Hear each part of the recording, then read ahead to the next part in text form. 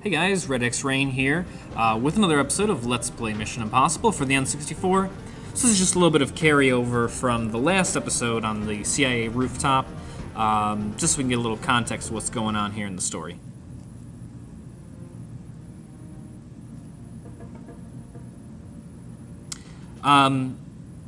So this is one of the more anticipated moments of this game.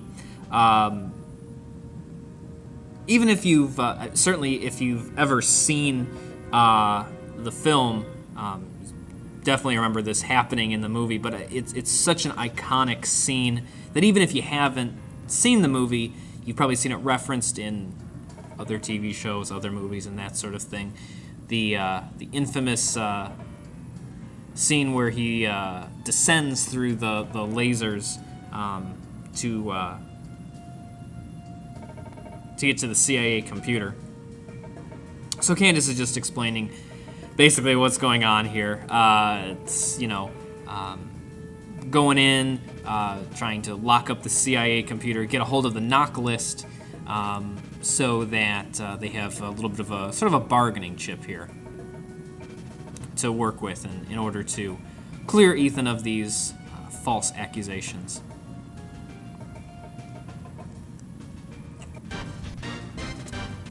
And if that wasn't enough, of course, we still get like a little bit of a briefing thing here. Nothing that I guess I haven't already summarized for you anyway. This is a great level. I mean, this is definitely one of those. Like I said, it's they would have been really foolish to not include this as a playable level here, based on how just infamous this this scene is in the film. And it's also just a great example of something that I've said before about this game, why it's one of my favorites, and why definitely why I defend it as a great game, is because they really mix up, they give a nice variety of level designs. Up until now, I'll admit, it's been definitely very varied missions. You're not always shooting people, that sort of thing. The focus is on espionage. But this level has a whole different sort of set of controls. So, use C buttons to spin around the camera. I think that's a good. You want to be able to see the lasers coming up. Use A to descend and B to ascend or go up. And so you've got red lasers and you got yellow lasers. Red lasers affect Ethan's health, so of course you can die if you. Here we go. As you pass through them, as you can see there. But the real threat are the yellow lasers. If you so much as even breeze past it, it sets off an alarm, and you immediately lose the level. Now, usually, maybe it's a little bit of a cheating sort of thing. I just pass through the red lasers. As long as you're not being too clumsy, it's not, you don't take that much health. But this is where they get you. Oh. So when this guy comes in, he comes in sort of intermittently. I mean, you shouldn't be in here that long, taking too long on this mission, but when he does come in, I think isn't that the guy that he opened up the elevator for us. It's like the CIA sergeant. Just bide your time. It's kind of cool that happens, though. All right, this is the trickiest part, though, because I can't pass through this shit. Well, now you see what happens if you trip the yellow laser. It's a learning experience, kiddies.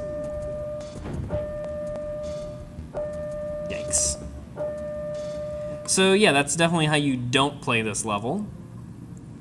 But that's definitely the hardest part of this whole level. And it's worth mentioning that on the impossible setting, which is how I'm playing this whole game, because it's a much fuller, richer gaming experience, there's the yellow lasers. But they're not there in the possible setting. So yeah, mission failed. I know, I'm a failure. Yeah, the possible setting doesn't have the yellow lasers. All right, let's try this again. Go. Let's make sure he stops swaying a little bit. Yeah, a lot of this I feel like is just here for decoration. I don't even see how you would trip some of those red lasers. These ones that are in the middle of the room, certainly. But unless, again, like I said, unless you're swinging wildly, you're not going to hit those. And that's, again, another reason why I feel like when I do try and avoid it by you know, swaying to miss those center lasers. It messes me up so much, and I have so much of a momentum going. Oh, shit. Ah, well, great. Ugh. It's really not a tricky level. It's just that one pair of yellow lasers. Alright, let's try this again. Yeah. Failed. Oh, God. Yeah, I lost a lot of health this time. Oh, come on! How even? Alright. I got a feeling about this time. This is gonna be good. Shit. Oh my God!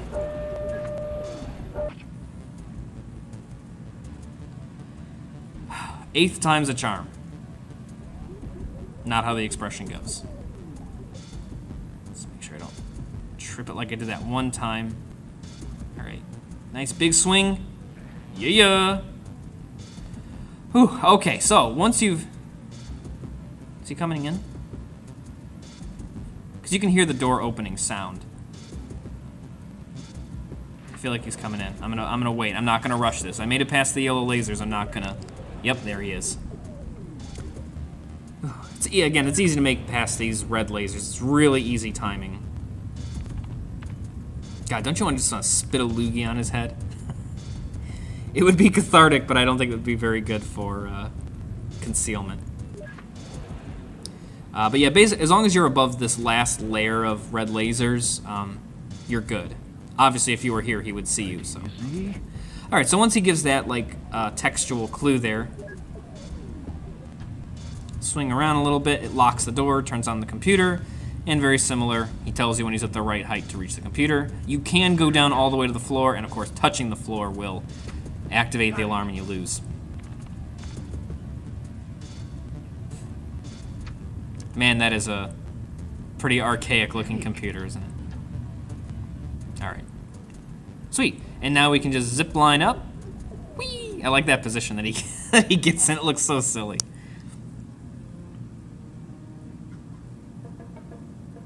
Yeah, it's a little dizzying playing it too. Exactly, Ethan. My thoughts exactly. Oh yeah, another chance to use that explosive chewing gum.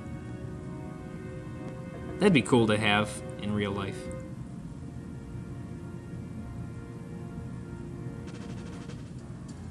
I mean, if you think that, like, snapping prank is rough, man, exploding someone's mouth with it. Morbid. Okay, so this is a pretty short, it's a very short level. It's a very short briefing. Basically, this is just the big escape. We got what we need. We got the knock list, and we'll see what happens with that later in the story. So, real quick, I'm just going to go ahead and run over here and take advantage of the bad AI.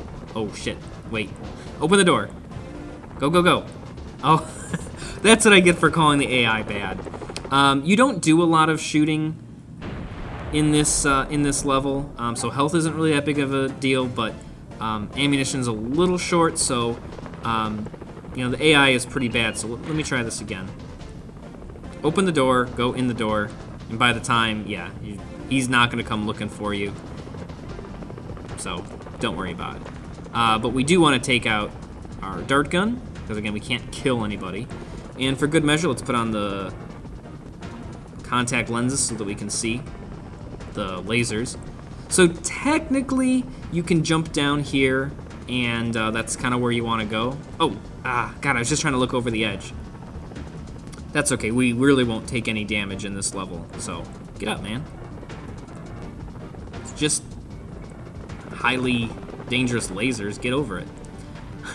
But the way that you're supposed to do this is to use the explosive chewing gum in a little bit.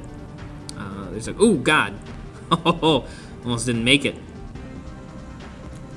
Yeah, that tends to happen sometimes. You can, you know, inadvertently walk into a guard and they arrest you for that. We could take out that other guard, but let's just jump over the edge here. And again, it's bad AI, so you don't need to worry about him coming to look for you. I was just about to tell them that, Candace. Thank you very much. Oops, I gotta access the menu. Here we go. All right, you can stick around and watch the explosion if you want. It's not really all that impressive.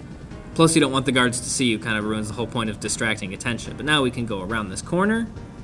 And by now it's exploded, and so here's where we were looking down from before. One guard sticks around, but he's real easy to get. Otherwise, there's 4 guards. Now, I've seen a speed run of this game where people just run off the side and shoot all 4 guards and knock them out. You can.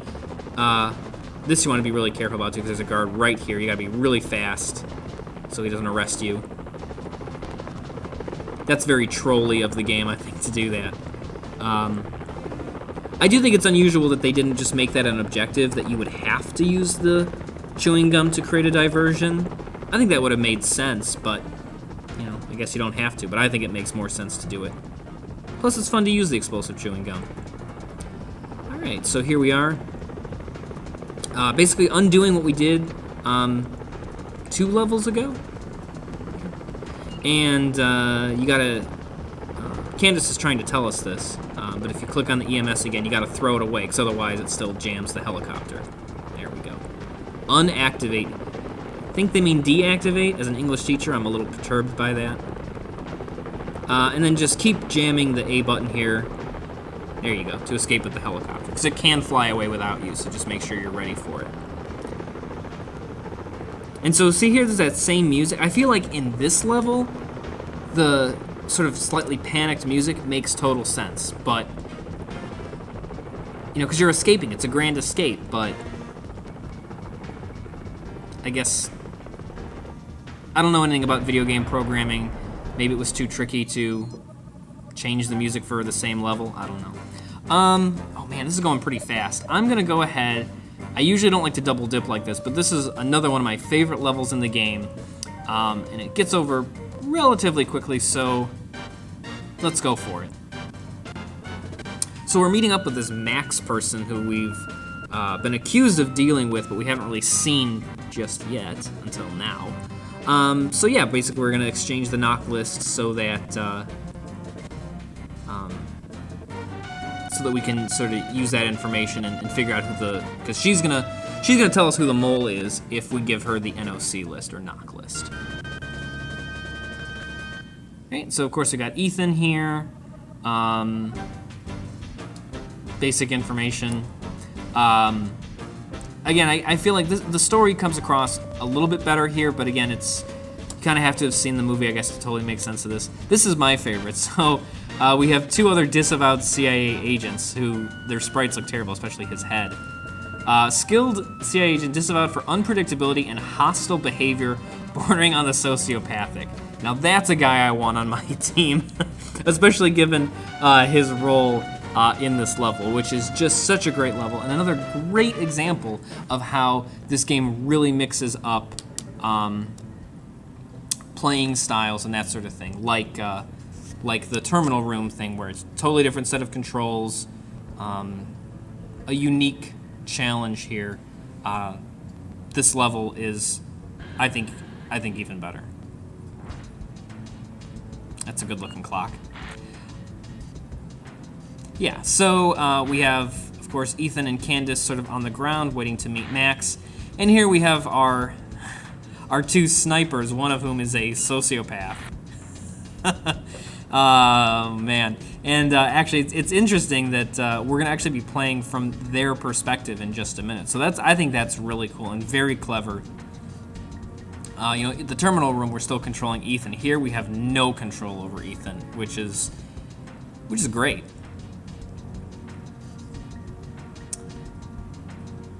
Here we go. All right, so yes, this is Max. Did she just bite it to check it? It's not a piece of gold. Oh, and 64 graphics. I also like how everyone speaking, you know they're speaking when they turn into bobbleheads. Yes, so of course you can't trust a criminal mastermind. So here we are in this like sniper scenario. Z is still the shoot button. So first we want to take out those 2 henchmen there. And so now, God, this is such a great freaking level. I'm having so much fun playing this. So now basically we don't need to worry about Candace, but we need to keep track of Ethan And I'm using the control stick, obviously, to move around. Z is shoot, B is zoom out, A is zoom in. And so basically there are, sort of, I guess, covert henchmen here. They don't all look like the Blues Brothers, like the guys that got us before, or this guy. We can't immediately assume it's him. But we'll see certain passengers, or they're supposed to be passengers, will pull out a gun. Oh, nope. Right? No, he's on his cell phone. See? Tricky. Oh, come on. Actually, this is kind of good when Ethan stays in one spot, because it's less work for you. But this lady's running, so she probably... Yep. So we can snipe her down. And Ethan can take a few hits. That's why his health bar is still there at the bottom. So he can take a few hits. But of course, if he dies, the level is over. Nope. You're good. Yeah, usually... Oh, see, that guy wasn't running. At least I don't think he was. Come on. Man. As long as you shoot them, you're good. You don't have to aim for the head. It's a one-shot kill as long as you actually hit them. But usually it's a good idea to look out for people who are running. That's not always a guarantee that they're gonna be harm to Ethan, but it's a good thing to look out for. So for that reason, it's nice to sort of stay zoomed out a little bit, and then when you start seeing some suspicious behavior, zoom in. So this is another interesting thing. So of course we have two snipers, so we can switch between the two of them. Ooh, now we got two shooters. We can switch perspectives here so that we can keep Ethan in our sights throughout the level. Again, a really nice touch that adds to the complexity of things. It's not just the one sniper, it's two. I bet these people. Yep. I like how they also reuse some sprites here because, oops. Where is Ethan? There he is. Yeah, you can see there's one of the not sprites, character models, I guess. One of them is a Krieger anyway, who we saw earlier. Some of them also have man. Man, look at those man. Is that Donkey Kong in disguise? Man. Do they all have that? Where is that person? Oh, I'm sorry. I'm sorry I offended you. That's what I get. Where's this other shooter? Oh my gosh, I'm getting way too distracted. If you ever lose sight of Ethan, you can like double tap to switch between the perspectives because it'll always come back to Ethan automatically. Man, half health already. We're doing pretty good though. So this is a timed level.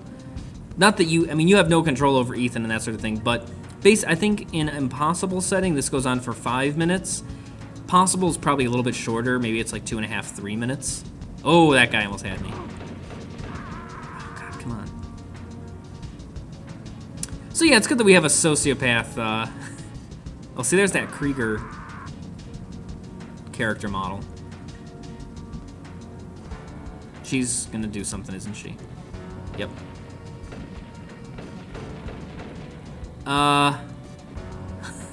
Is she gonna fall down? Oh, God, I thought he had a cell phone. That's weird. Glitchy much? I guess she's not gonna move.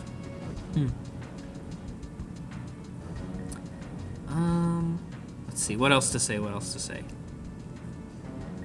But yeah, come on, how great is this? There's nothing like this in GoldenEye. I said I wouldn't trash talk GoldenEye. I'm not gonna. Okay, so this is our, and there we go. That's our pretty much our big objective here is just to protect Ethan, and we have. Is she still there? Yeah, she is. Huh? I don't think I've ever seen that happen. And at this point, no one should be shooting at Ethan. But once he gets on the train, that's it. Speaking of that being it, this is going to be it for now because now we'd be taking on way too much stuff. So when we come back next time, we'll continue this mole hunt mission. Get back into Ethan's perspective, do somewhat more of a standard level. But yeah, that's it for now. So, as always, thanks for watching. Please like, please subscribe, and please comment. I do always appreciate it. And I will see you guys next time. Bye.